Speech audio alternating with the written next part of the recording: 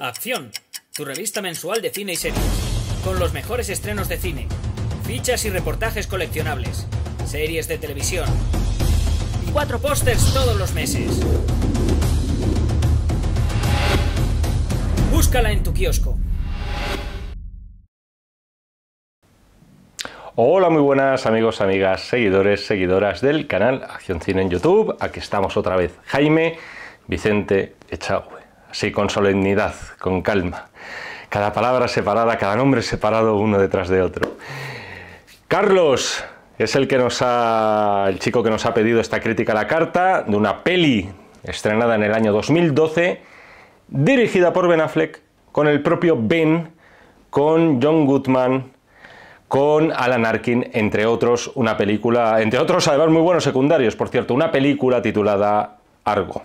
Carlos, muchísimas gracias otra vez por pedirme esta película y por segunda vez consecutiva, por cierto, ganadora del Oscar, porque si no recuerdo mal, fuiste tú el que me pediste Carros de Fuego. En ese vídeo al final decía: la próxima crítica a la carta, me adelanté un poquito, pensaba que esta venía antes.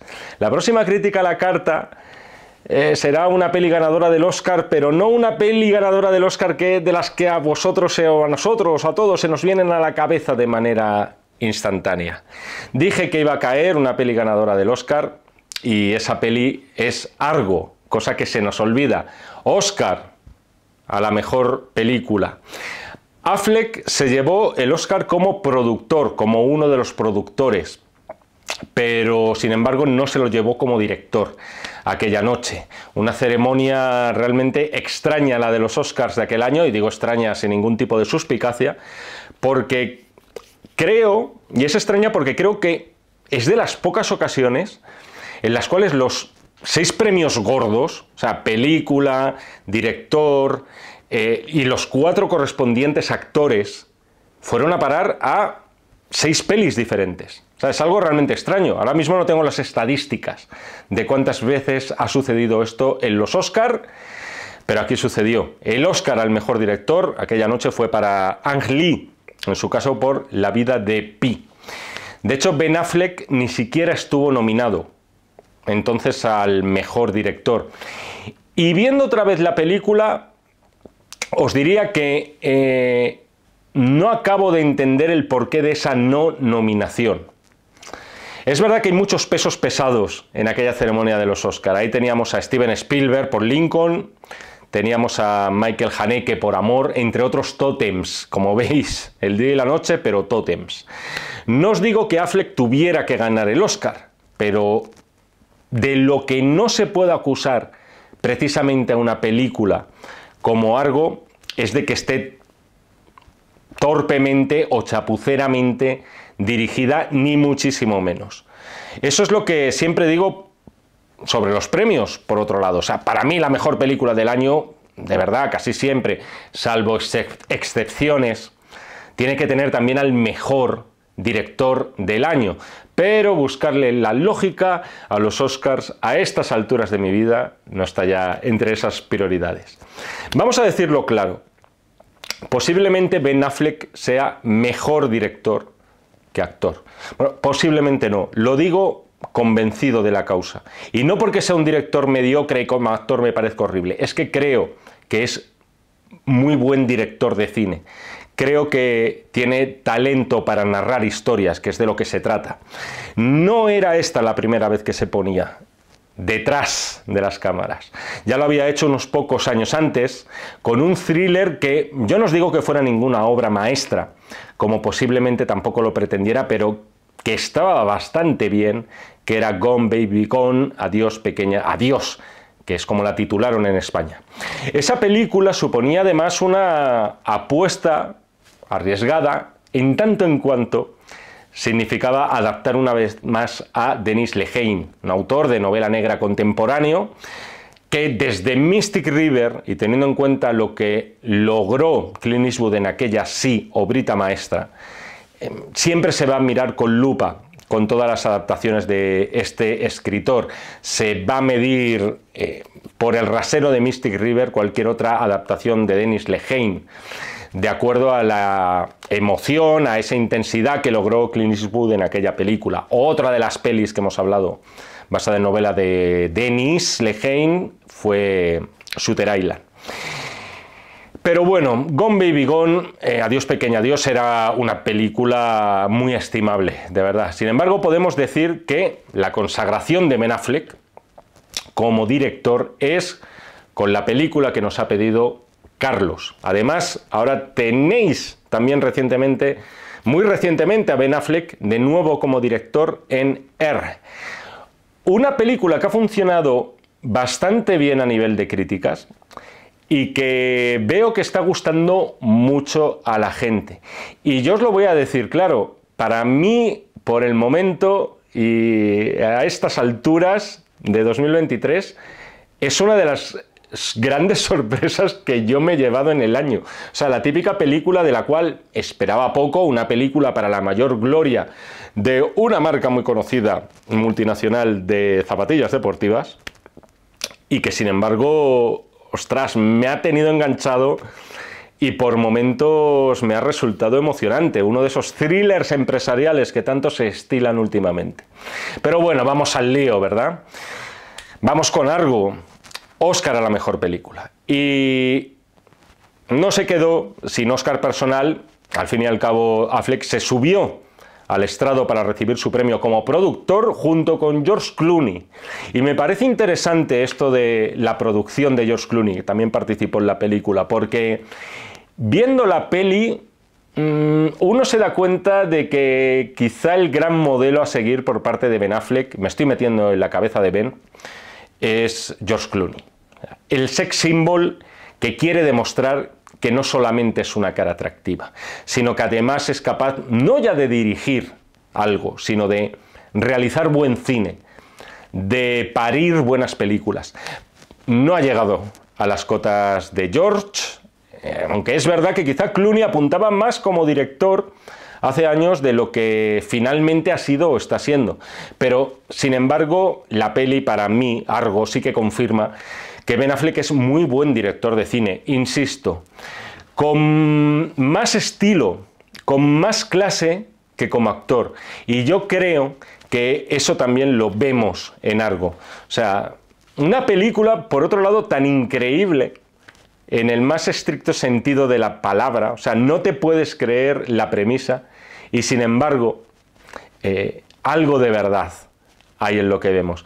A mí me resulta muy atractiva Argo por varios motivos. O sea, para empezar me da un 2 por 1. Mínimo un 2 por 1 y no sé si casi deciros un 3, pero bueno, un 2 por 1 clarísimo, dos géneros que me encantan. Por un lado, el thriller, en este caso el thriller político, de espionaje, como lo queráis ver, y luego me da cine dentro del cine. Porque así es, podríamos incluir a Argo dentro de ese subgénero que nos ha dejado obras maestras absolutas. Pero a lo que iba, la premisa de esta película, el meollo. Si no fuera porque está basada en hechos reales, nos parecería ridícula. Esta es una de esas películas que te obliga a hacer un wikipediazo nada más acabar la misma. Es decir, cuando ya ha finalizado Argo, tu primer impulso es ir a Google, teclear el título, buscar los nombres, dame información, o sea, dime aquí qué pasó de verdad. Pero bueno, hay que volver a hablar en este vídeo del cine y la realidad que adapta, o del cine basado, en este caso habría que decir, muy inspirado en hechos reales. Porque claro, si uno ve la película como Argo, una peli como Argo, pensando que todo lo que se nos cuenta es tal cual y así sucedió y tal, si luego hacéis el wikipediazo, os vais a llevar una desilusión muy gorda. Y esto es interesante. Es decir, ¿puede ocurrir eso? ¿Puede ocurrir que a alguien que le ha molado mucho, por ejemplo, esta película, la ha vivido, la ha sentido, le ha parecido emocionante, después de consultar la Wikipedia y ver lo que ocurrió de verdad y las reacciones, por otro lado, que originó esta película, de repente diga no. Esta película, que me ha divertido mucho, me ha gustado mucho, ahora me parece una auténtica basura, porque casi todo, el 90% de lo que nos cuenta es falso. Es muy curioso esto. Es que no es que pueda ocurrir, es que ocurre muchísimo. Y lo entiendo en parte que pueda ocurrir. Entiendo la decepción, pero eso no quita que también me parezca injusto que ocurra. Es decir, si has disfrutado la película, si te lo has pasado bien, si la has vivido, si has estado como yo en los minutos finales angustiado y pendiente o pendiendo de un hilo, no sé por qué el hecho de descubrir que hay más ficción que realidad en esa película provoque esos cambios repentinos de opinión. Que de repente nos parezca una estafa, una mierda, reniegues de ella y digas tururú, Ben Affleck. No sé. O sea, entiendo que ocurra, pero por otro lado me parece muy infantil. O sea, si la película te ha gustado, te ha gustado. Punto. Se han tomado infinidad de licencias dramáticas. Hablaremos un poquito de eso por encima. ¿Te puedes sentir engañado? Sí. Pero ese rollo de parapetarte en lo que es la bandera del hemos sido engañados, de repente porque te ha dado por abrir Google y leer la historia de verdad, no sé. O sea, no hay ninguna película que sea 100% fiel a los hechos que narra. Jamás, jamás. Hay un segundo punto en esta película que muy mal crítico o videocrítico, y flaco favor le haría yo a Carlos si no lo mencionara aquí, y es el factor político. Esta es una película muy, muy americana, pero mucho. O sea, en todos los sentidos. Es una película muy yankee, muy pro-yankee y mucho yankee. Lo es. No hay que darle más vueltas. Como lo han sido grandísimas películas de la historia del cine, por otro lado. Pero también es verdad que es una película en la cual se parte de unos hechos que son reales. Y hace un esbozo de ese Irán revolucionario en el que el Shah de Persia se fue de allí literalmente cagando leches, como se dice en España, y si me permitís la vulgaridad. Yo no soy historiador, no tengo más mérito, si es que lo tiene, que ponerme aquí a hablaros de cine, de lo que me parecen las películas que me pedís, de si me gustan más, me gustan menos, lo que más me gusta, lo que menos, etc.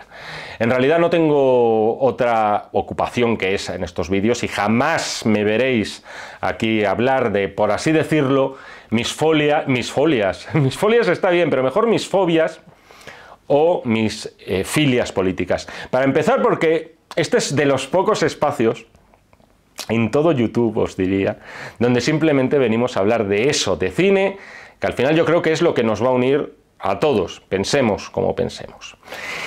Y sé que me estoy poniendo un poco en plan político en campaña electoral. Votad por Echagüe en 2023. Además, están a la vuelta de la esquina las elecciones. Pero no, en serio, yo no sé cómo era el Irán de 1980 o de finales de los años 70. Y me atrevo a decir que ninguno de nosotros lo salve, salvo que tuviera la suerte o la desgracia de estar allí, en ese momento preciso de la historia. La película trata de explicar cuál fue la consecuencia de ese reinado del Shah, puesta a dedo, y esto no se oculta, por parte de los estadounidenses.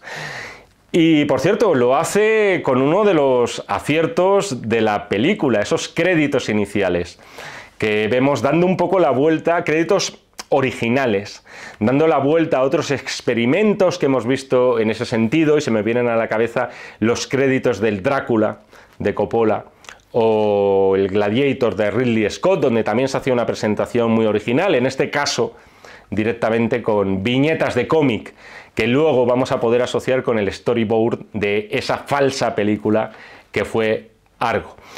Pero bueno, es un comienzo, y ya si os parece vamos a hablar de la película y vamos a hablar de la crítica, o hacer esta crítica a este vídeo con sus correspondientes spoilers. Es un comienzo muy atractivo y es un inicio en el que se nos dice que de aquellos polvos estos lodos, que de forzar una monarquía absolutista en Irán nacieron hijos como Jomeini y sus revolucionarios, dando pie al detonante de la peli, que es ese secuestro real en la embajada estadounidense con sus correspondientes rehenes, con aquellos funcionarios americanos, norteamericanos.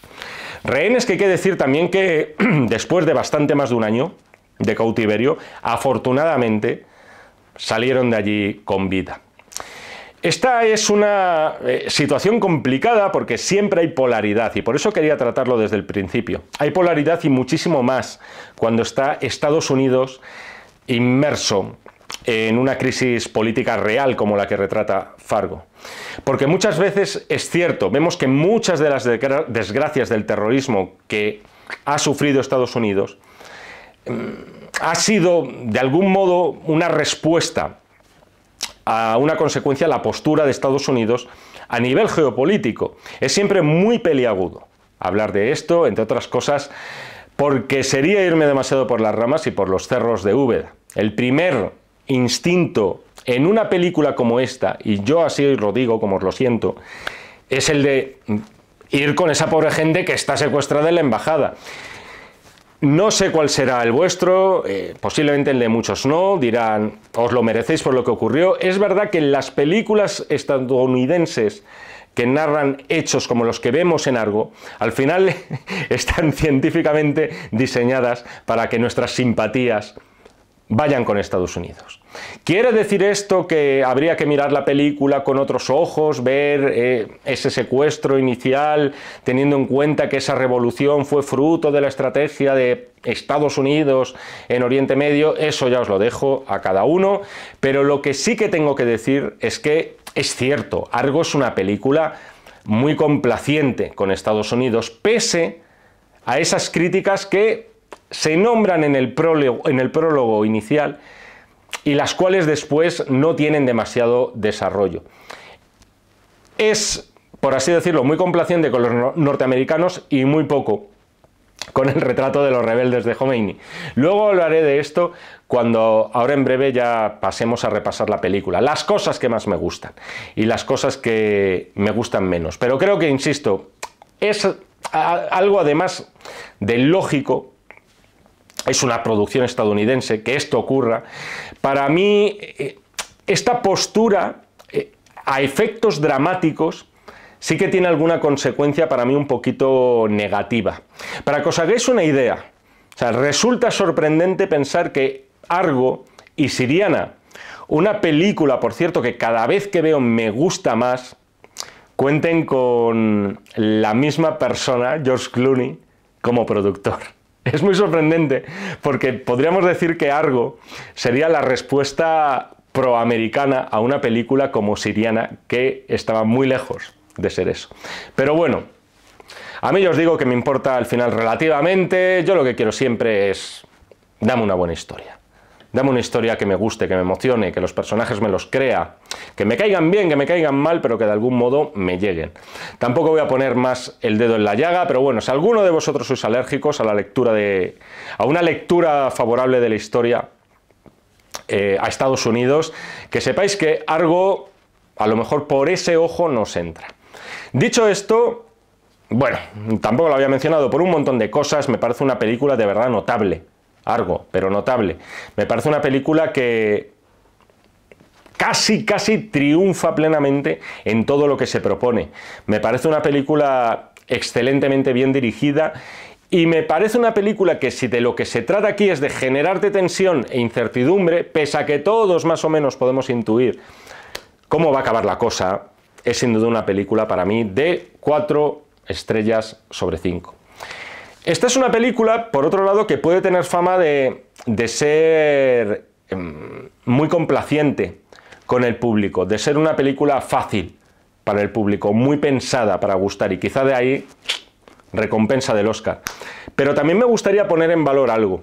Es una película que atraviesa por lo menos por 2 tonalidades muy diferentes y que prácticamente se dan de bruces, y que no es tan fácil, de verdad, no es tan fácil que funcionen bien en una película, y lo hemos visto en infinidad de ocasiones. No es fácil que una película que empieza como empieza, o sea, prácticamente anunciando tragedia, casi parece una home invasion al principio, o sea, con momentos tensísimos y que sobrecogen, después de un salto casi a la comedia, porque hay momentos que ya solamente por el meollo, por el punto central que desarrolla Argo, que insisto, es tan ridículo que solamente podía ser cierto, para mí es algo que tiene bastante mérito, que acabe cuajando en una obra unitaria. Por lo general, ¿y por qué digo que por qué digo que no creo que sea una película tan complaciente o tan fácil para el público? Porque por lo general somos muy poco permeables a los cambios de tono en las películas. Es decir, si queremos ver una comedia, queremos ver una comedia. Si queremos ver un thriller, queremos las emociones del thriller. Hay muchas excepciones, pero tengo que cambiar esa palabra porque me da dolor de cabeza. Pero digamos que no siempre es fácil que funcione bien. Y los cambios de tonalidad que a veces da Argo son muy radicales. Por eso creo que no es una película tan complaciente, tan sencilla, tan requete pensada para el público, aunque solamente sea por ese factor.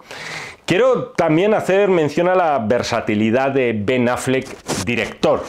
Aquí vemos cómo al principio de la película juega con esas imágenes que parecen casi documentales, a su vez conjugándolas con otras que son ficcionadas. Es algo un poco muy a lo Oliver Stone, muy a lo JFK o a lo Nixon, que a su vez después vemos que un tipo de secuencia en la Casa Blanca, dando paseos de gente que suponemos muy importante, encorbatada, paseando, hablando al más puro estilo de Aaron Sorkin en el ala oeste de la Casa Blanca. Me da la impresión de que Ben Affleck quizá es cierto, no es un director con una gran personalidad, con un sello que digas, esta es una película de Ben Affleck, pero me remito a lo que os he dicho antes, creo que es muy buen director de cine, es un cineasta hábil y creo que hace muy bien absorbiendo mucho de directores, algunos de ellos con los que ha trabajado, o directamente a directores que admira. Y en esta primera parte, estas primeras secuencias, e insisto, política aparte, logra plasmar esa angustiosa sensación de que los norteamericanos, esos norteamericanos de la embajada están totalmente vendidos y sobre todo de que el tiempo se agota. Ben Affleck es mejor director que actor. Estoy plenamente convencido de... Bueno, ya ves lo que estás diciendo. Algunos diréis, joder, es obvio, chagüe. En esta película, por lo menos, se hace muy evidente para mí. Aquí interpreta a ese especialista en rescates de la CIA, Tony Méndez. Tony Méndez, personaje que hay que decir que es real, y ese nombre y ese apellido son reales.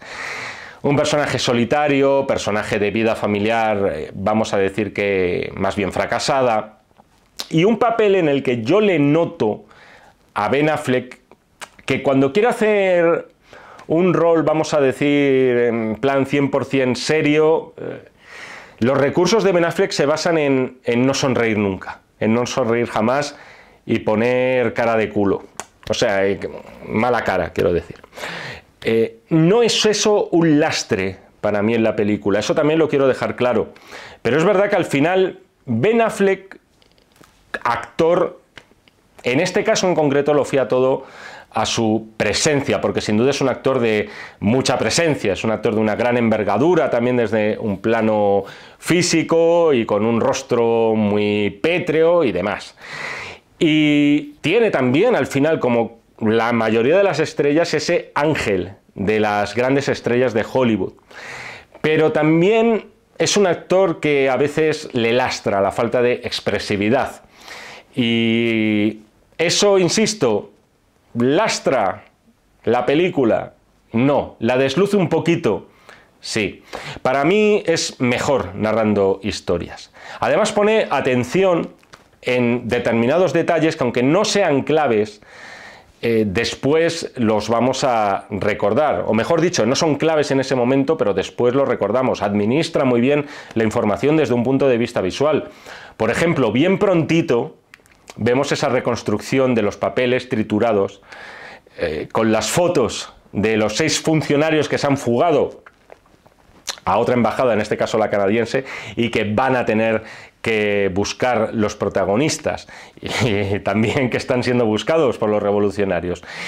Solamente lo vemos una vez, el tema del papel triturado, pero tienes la sensación de que va a ser eso importante, como efectivamente lo es en minutos posteriores de la película. También está detalles como esa diana que hay en la embajada con el rostro de Khomeini, los correspondientes dardos.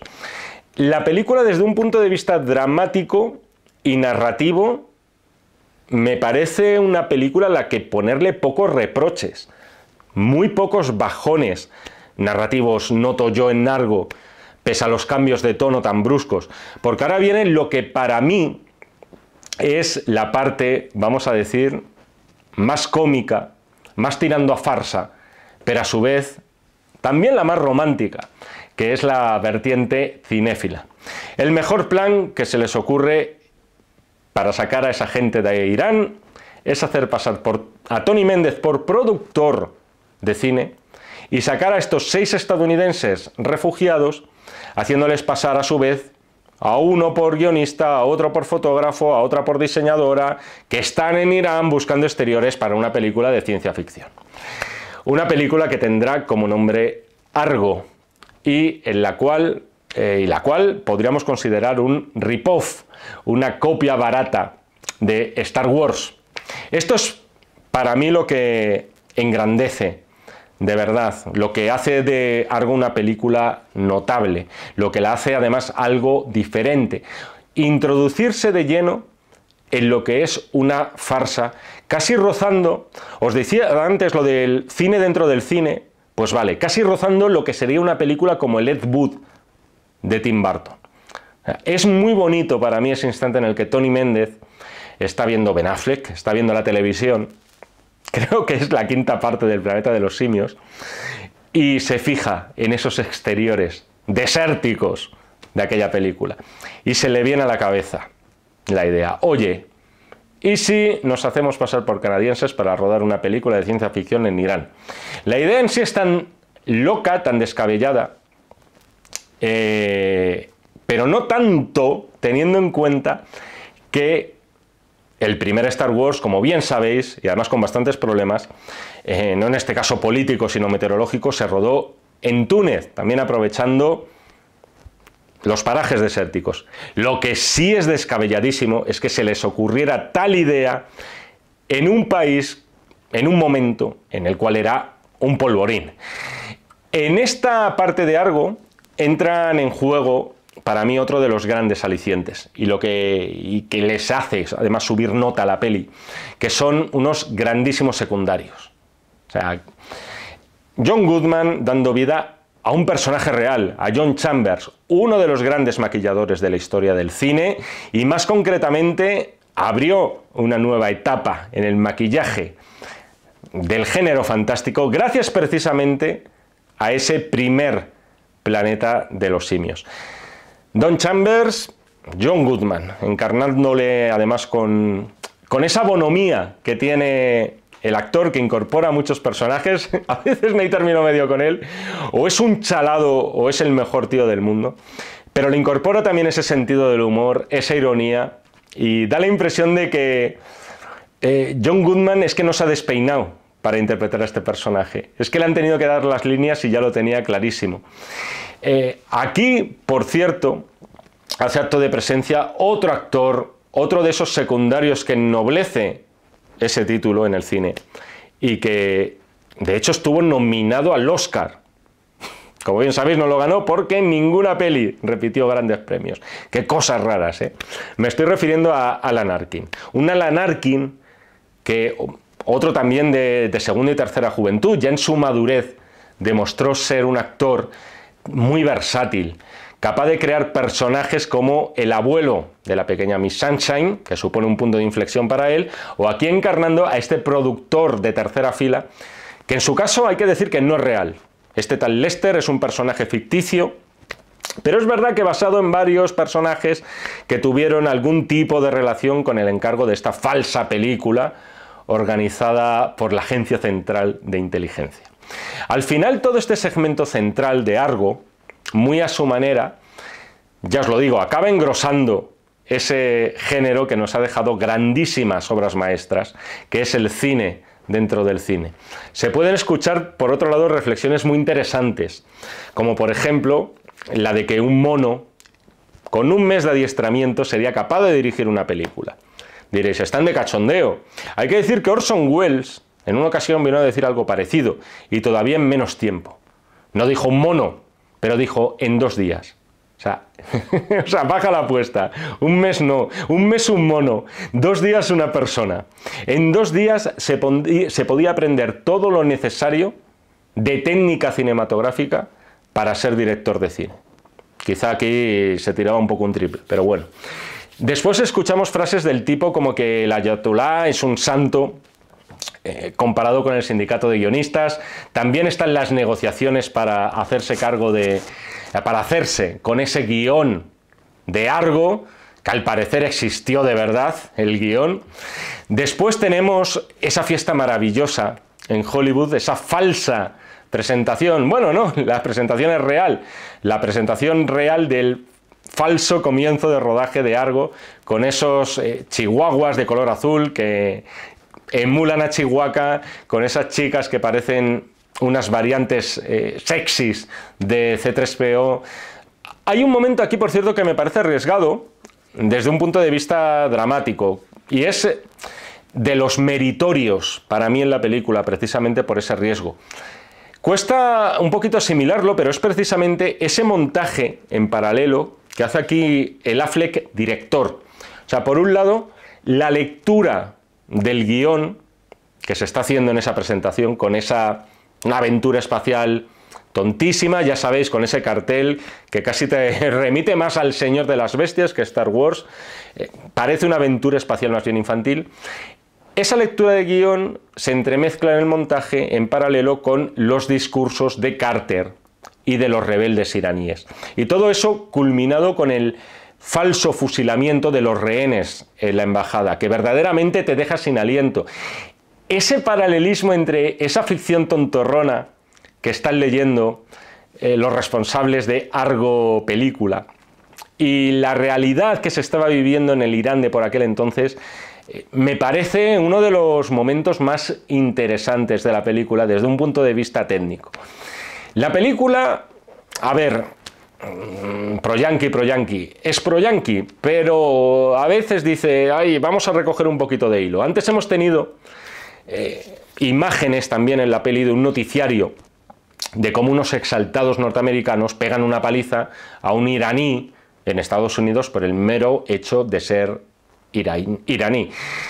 Por otro lado, tenemos también ese ambiguo papel de la sirvienta en la embajada canadiense, ambiguo en principio, que sabe todo lo que se está cociendo allí, y luego veremos que no quiere delatar a estos fugitivos norteamericanos. Es decir, se percibe en el guión el esfuerzo por intentar no ser maniquea, pero no nos engañemos, la película tira por un lado.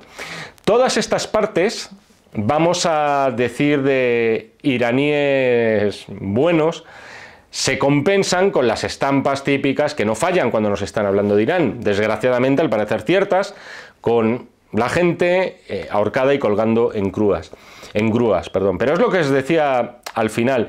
Yo lo que noto en la película es que la ira, el cabreo de los iraníes que se retrata, acaba siempre en lo mismo: una gran masa enfurecida, un golpeo de coches, meneándolos y tal, ejecuciones en la calle, que posiblemente fue así, pero es cierto que se echa un poquito más en falta profundidad hacia, vamos a decirlo, hacia los que son los malos de la película. No estoy diciendo que la película necesariamente tenga que buscar una neutralidad perfecta. Creo que el cine no está necesariamente para eso. Si se quiere hacer, me parece cojonudo, pero nunca debe ser una obligación. He de decir luego también que se podría haber dado un poquito, ¿cómo decirlo?, más empaque, más peso y más aristas a lo que es la parte iraní de la película. Creo que dramáticamente habría sido también interesante. Luego también, hablando de cosas que me sobran un poco, me parece un poquito más metido con calzador toda la parte sentimental del personaje de Ben Affleck, que siempre me ha parecido que ha estado ahí un poco para darle la emoción que quizá el personaje en sí de Affleck no despierta. Por otro lado, hay que decir también que, oye, estamos hablando de una misión que dista mucho de la de los Delta Force, a los cuales se les nombra, creo, en un momento dado de la película. Aquí, por cierto, mi caluroso saludo a Chuck Norris, con aquellas películas inolvidables. Esto sería también una operación, la que propone la CIA, un anti-Chuck Norris. Es decir, aquí tenemos a un héroe que es Ben Affleck, obligado no solamente a no disparar una sola bala, sino obligado a llegar e irse de allí con sus rehenes sin hacer el más mínimo ruido. Y todo eso con la colaboración de unos rehenes, que es cierto que yo creo que no se nos hacen necesariamente simpáticos ni queridos, pero yo creo que eso está hecho adrede y no me parece mal. Al final los personajes son como tienen que ser, son personajes inseguros, viviendo por otro lado en esa jaula de oro. Esto también es muy significativo. Siempre pienso en esto cuando veo la película, el hecho de que, joder, al final esta gente está en bastantes mejores condiciones que los pobres que estaban retenidos en la embajada estadounidense. Y sin embargo, te da la sensación de que no lo valoran, que no son conscientes de lo afortunados que son por estar atendidos a cuerpo de rey en esa embajada. Me gusta el detalle de guión del funcionario, vamos a llamarle el de los bigotitos y las gafitas, así para entendernos. El hecho de que sea el más rebelde en apariencia, el que digas, joder, este lo va a fastidiar todo, este lo va a chafar, en apariencia también parece el más inseguro, y que al final vaya a ser el más determinante y el auténtico héroe, porque es cierto que el personaje de Ben Affleck, y a mí en esto también me sorprende algo, no es tan determinante para que ellos puedan salir de la embajada. Pero ahora en breve hablaremos de esto. Quería decir que la peli tiene un guión también que se nota que está muy bien traducido en imágenes. Se nota que quiere jugar con el espectador, en el sentido de que nos está administrando. ¿Quiere jugar con el espectador? No. Crea una complicidad con el espectador, porque se nos da información a nosotros, al espectador, nosotros la recogemos, la tenemos, y esa información no la tienen los protagonistas. Y esto siempre funciona muy bien. Por ejemplo, lo que os comentaba antes, esa reconstrucción de las fotografías de los fugados, que las han triturado la embajada, pero no lo suficiente.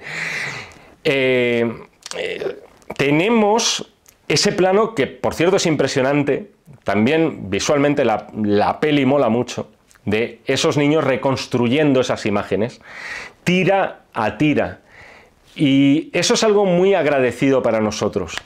Es decir, que como espectadores sepamos algo que los protagonistas no. Nosotros sabemos que hay una mayor cuenta atrás de la que en realidad hay, y que el tiempo se está agotando muchísimo más, porque sabemos que los iraníes están reconstruyendo esas fotos. Y sin embargo, eso, el detalle concreto de esas fotografías, no lo saben los personajes. Como espectadores tenemos esa ventaja. Quiero ahora centrarme en la parte final de la película, y me parece portentosa.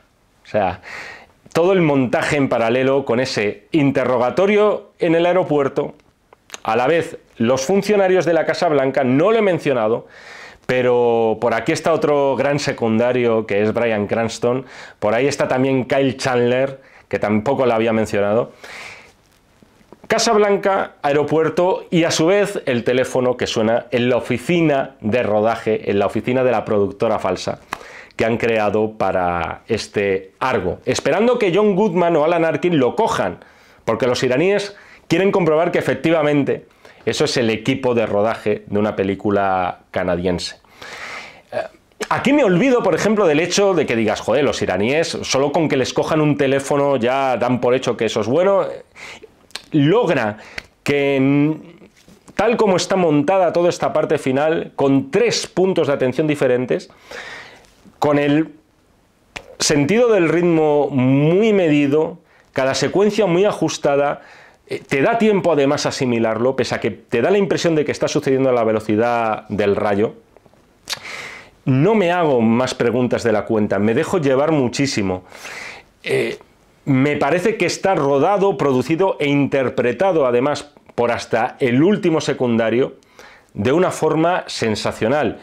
Y como os decía antes, me parece un gran detalle de guión que sea el funcionario de bigotitos y gafitas el que va a sacarles en realidad del entuerto. Y no Ben Affleck, el hecho de que les convence mientras les está contando el guión de Argo, en el cual hay un héroe que quiere reunir a su pueblo, en su mayoría granjeros y ganaderos, para acabar contra un emperador, un rey dictatorial. Es decir, les está contando una historia de revolución, la historia de Argo, que no sería muy diferente a lo que estaba sucediendo por aquellos años en Irán. Una rebelión. Es muy peliculera toda esta parte final, pero la disfruto muchísimo. Al final estamos hablando, perdón, de un thriller de acción y de suspense, y tiene que ser peliculero. La persecución final también es un portento, con la entrada de las milicias a su vez en la embajada, también en otra buena muestra de montaje paralelo. Después el tema de la pista del avión, esa furgoneta, los coches de policía detrás, todo es exagerado, pero de verdad qué bien funciona. O sea, es emocionante, es tensísimo. El timing, la palabra, el anglicismo del día, es perfecto. O sea, me da la sensación de que Affleck, aparte de tener muy buen ojo como director, también, además, alguien en su posición se lo puede permitir y rodearse de maravillosos profesionales, ¿no? Ahora bien, después de este derroche de entusiasmo por los minutos finales de Argo, por mi parte, si os documentáis un poco, llegaréis a la conclusión de que esto así no pasó, está todo sacado de madre. Se fueron de allí, efectivamente, se hicieron pasar por un equipo de rodaje, cierto, pero al parecer no tuvieron grandes pegas para abandonar tranquilamente Irán. Y por supuesto, tampoco hubo una persecución sin aliento en la pista del aeropuerto, con el avión a punto de despegar, y lo que es importante también, y lo que motivó que esta película en nuevas versiones, si la veis lo veréis, incluya un cartelito al final en el que diga algo así como que el peso que tuvo Canadá fue determinante. Porque al parecer es cierto, o sea, se minimiza muchísimo el papel de Canadá. Sin la intervención del embajador canadiense, que aquí se nos muestra, no me acuerdo ahora del nombre de este secundario, pero también un grandísimo secundario, aquí se nos los muestra solamente en unos poquitos planos. Sin ese tío, este rescate, esa huida no habría llegado a buen término. Pero aquí me remito a lo que os decía al principio y lo que os llevo diciendo en el vídeo y lo que viene siendo mi reflexión en torno a la verdadera historia y a lo que luego muestra una película. Nos podría haber mostrado esta huida tal cual como fue. Tal cual. Se podría haber hecho. Nos habría parecido un coñazo tremendo. Nos habría parecido el anticlímax. ¿Qué buscamos en una película? Es decir, pedimos veracidad a la historia, le pedimos un clímax, quizá un término medio. Como decía Hitchcock, el que quiera realismo, que se quede a las puertas del cine, que a mis películas no entre. Seguimos ya con el epílogo. Me gusta también eso de que el guión de Argo, y me estoy refiriendo a la falsa película Argo, acabe en un almacén, no me quito de la cabeza Indiana, al más puro estilo del Arca Perdida. Sí que me parece, lo que os decía antes, todo el trasfondo familiar de Ben Affleck, me parece un poquito too much. El epílogo muy edulcorado, con los Porsches, la bandera estadounidense, con Ben Affleck volviendo a ver a su ex, donde no falta de nada, no falta el abrazo de su mujer, el abrazo del hijo y yo creo que también el abrazo de la suegra, si es que hubiera estado allí. Pero me chifla ver al final de la película esas figuritas de Star Wars y algunas de Star Trek también, pero Star Wars. Ya en los créditos donde se nos explica cómo fue esta operación Argo, que fue desclasificada mucho tiempo después, en 1997. Y encima, en el último plano que aparece, una viñeta del falso storyboard de Argo y un Boba Fett. Y ver un Boba Fett, ¿qué queréis que os diga? Es algo que siempre alegra un poquito el corazón. Y con esta perlita me despido. Carlos, 1.000.000 de gracias, amigo, por esta crítica a la carta, por las que ya me has pedido. No sé ahora mismo si tienes más pendientes, pero espero de corazón que te haya gustado este vídeo. Muchas gracias por permitirme ver esta película. Me lo paso muy bien viéndola, sinceramente. Espero que te haya gustado y espero que os haya gustado el resto. ¿Más críticas a la carta? ¿Queréis? Bueno, primero las va a ver porque hay lista de espera tirando a gorda. Pero si queréis coger turno, ya sabéis lo que tenéis que hacer. Ver las instrucciones un poquito más abajo. Poneros en contacto con la revista, solicitarlo y a ver para cuándo toca. Por lo demás, si os molan estos vídeos, si queréis que los sigamos haciendo, lo tenéis muy fácil. Una suscripción al canal, eso siempre viene guay. Y tampoco os cuesta nada darle al botoncito del like de este vídeo. Nos seguimos viendo en el canal de Acción Cine si así me lo requerís y por supuesto nos seguimos leyendo en este y en todos los que están por venir de los números de la revista Acción. Muchísimas gracias y hasta otra. Acción, tu revista mensual de cine y series, con los mejores estrenos de cine, fichas y reportajes coleccionables, series de televisión y 4 pósters todos los meses. Búscala en tu kiosco.